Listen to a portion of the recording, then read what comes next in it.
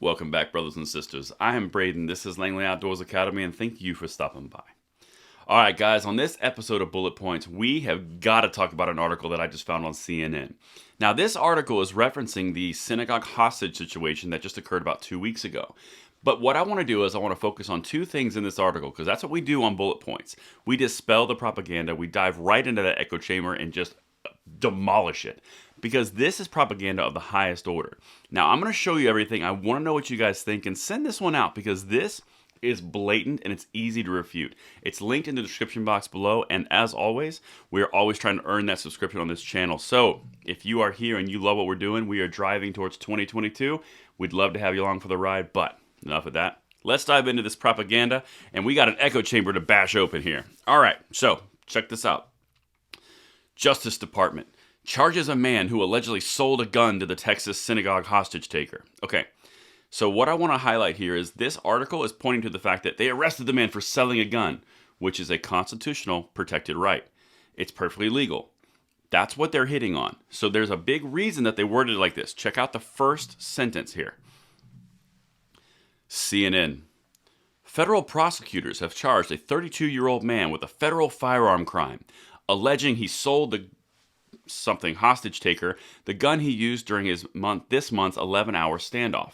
Okay, now right there, again, you had the article title, then you have the first sentence which says they've charged a 32-year-old man with a federal firearm crime, alleging he sold. So therefore, they're implying the fact that he was charged for selling the gun, which is a legal activity. That's what they want to occur in the United States, but this is legal.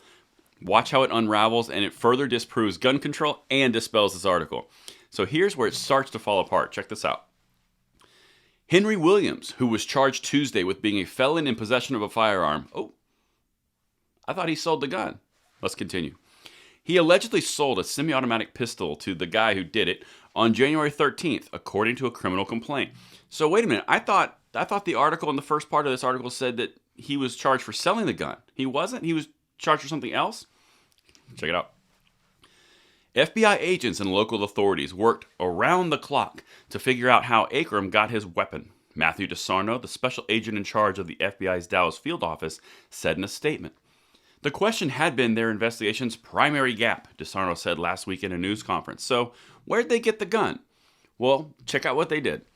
Authorities identified Williams by analyzing Akram's cell phone records. So they checked his phone and they found that they called this guy, so they investigated him, which showed the two called each other several times between these dates, according to the complaint.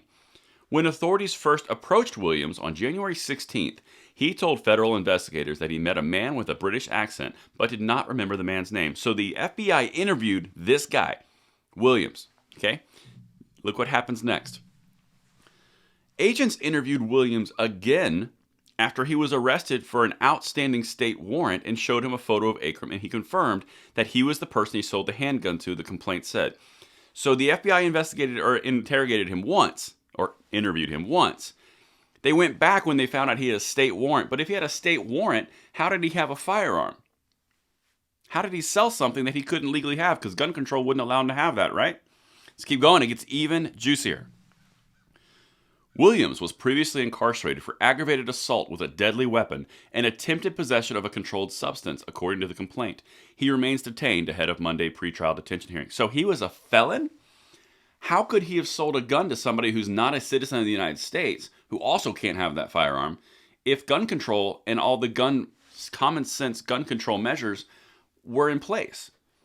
Because criminals and felons don't care. They do what they want. This proves it even further, but CNN has to go one step further and listen to this. Quote, federal firearm laws are designed to keep guns from falling into dangerous hands. As a convicted felon, Mr. Williams was prohibited from carrying, acquiring, or selling firearms, U.S. Attorney Chad Meacham said in a statement. Whether or not he knew of his buyer's nefarious intent is largely irrelevant.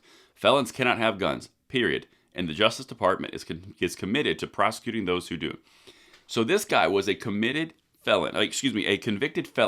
He can't own a firearm. He can't touch a firearm. He can't sell a firearm because he can't own a firearm. And somehow he was able to have one in his possession with an existing state warrant. Then he sold it to a non-citizen.